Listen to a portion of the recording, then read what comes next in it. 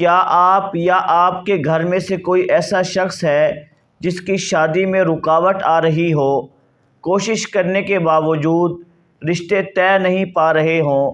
کبھی لڑکے والے کی طرف سے نہ ہو جاتی ہے، کبھی لڑکی والے کی طرف سے نہ ہو جاتی ہے، رشتے کی وجہ سے بہت زیادہ پریشان ہیں، جہاں کرنا چاہتے ہیں وہاں نہیں ہو پاتی، تو انشاءاللہ آج کی اس ویڈیو میں ایک ایسا طاقتور، مجرب اور برکت والا وظیفہ بتایا جائے گا جس سے نکاح میں آسانی ہوگی، رشتے جلدی طے ہو جائیں گے اور اس کے ساتھ ساتھ رزق میں بھی برکت ہوگی۔ السلام علیکم، میں ہوں آپ سب کا حنظلہ نعمانی۔ امید ہے کہ آپ سب خیر و عافیت سے ہوں گے۔ اللہ تعالیٰ آپ سب کو خوش رکھے۔ اللہ پاک آپ سب کی تمام پریشانیاں، مصیبتیں، بیماریاں، تکلیفیں دور فرمائے۔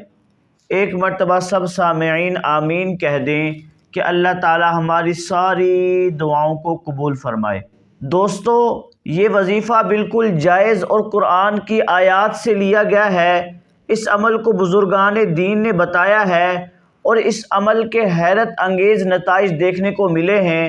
اگر آپ اس عمل کو یقین کے ساتھ، اعتماد کے ساتھ، اللہ پر مکمل بھروسہ کرتے ہوئے کریں گے تو انشاءاللہ اس عمل کا آپ کو بہت زیادہ فائدہ ہونے والا ہے۔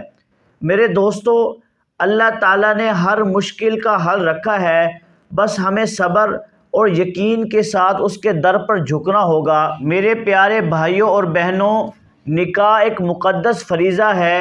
شیطان نہیں چاہتا کہ لوگ آسانی کے ساتھ نکاح کریں، بلکہ وہ اس میں رکاوٹیں ڈالتا رہتا ہے۔ لیکن جب ہم اللہ تعالیٰ کے اسماء مبارکہ کا ورد کرتے ہیں اور اس کے بتائے ہوئے طریقوں پر عمل کرتے ہیں تو یہ ساری رکاوٹیں ختم ہو جاتی ہیں، نکاح کرنا آسان ہو جاتا ہے۔ جتنی بندشیں ہوتی ہیں، رکاوٹیں ہوتی ہیں، وہ ساری ختم ہو جاتی ہیں۔ ناظرین، اب آپ کو وظیفے کا طریقہ کار بتاتا ہوں۔ سب سے پہلے آپ نے وضو کرنا ہے۔ وضو کرنے کے بعد کسی پاک جگہ پر بیٹھنا ہے۔ پاک جگہ پر بیٹھنے کے بعد آپ نے سب سے پہلے 11 مرتبہ درود ابراہیمی پڑھنا ہے، جو نماز میں پڑھتے ہیں، اللہم صلی علی محمد وعلی آل محمد، آخر تک۔ اس کے بعد آپ نے قرآن پاک کی ایک آیت ہے، رب انی لما انزلت الی من خیر فقیر، اس آیت کو آپ نے 313 مرتبہ پڑھنا ہے۔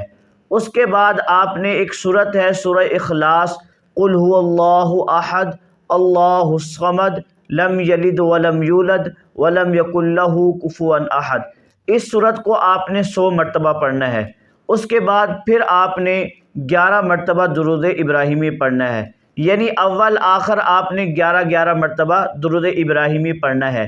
اور اس عمل کو آپ نے عشاء کی نماز کے بعد وتر پڑھ کے آپ نے یہ عمل کرنا ہے، اور آپ 21 دن تک اس عمل کو کریں گے۔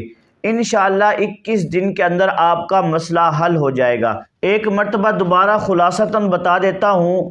وضو کرنا ہے، پاک جگہ پر بیٹھنا ہے، اول آخر 11 مرتبہ درود ابراہیمی پڑھنا ہے، رب انی لما انزلت الی من خیر فقیر، اس آیت کو 313 مرتبہ پڑھنا ہے، سورہ اخلاص کو آپ نے 100 مرتبہ پڑھنا ہے، 21 دن عمل کرنا ہے، عشاء کی نماز پڑھ کے وتر پڑھ کے آپ نے یہ عمل کرنا ہے۔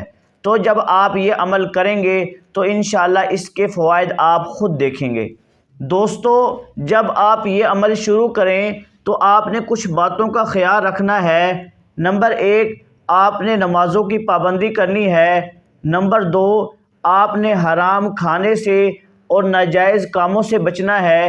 نمبر 3، آپ نے عمل شروع کرنے سے پہلے اور عمل ختم ہونے کے بعد آپ نے صدقہ کرنا ہے، یعنی پہلے دن اور جب 21 دن پورے ہو جائیں پھر آپ نے صدقہ کرنا ہے۔ نمبر 4، آپ نے اپنے والدین سے دعائیں لینی ہیں، اپنے بڑوں سے دعائیں لینی ہیں۔ نمبر 5، آپ نے یہ عمل مسلسل 21 دن کرنا ہے۔ انشاءاللہ جب 21 دن پورے ہوں گے تو آپ کو خوشخبری ملے گی۔ ناظرین، اگر آپ کو اس عمل سے فائدہ ہوتا ہے تو کمنٹ میں ضرور بتائیے گا تاکہ دوسرے لوگوں کو بھی ترغیب ملے۔ یہ تھا آج کا وظیفہ۔ امید کرتا ہوں کہ اس وظیفے سے آپ کو بہت زیادہ فائدہ ہوگا۔ دعاؤں میں یاد رکھیے گا۔ والسلام۔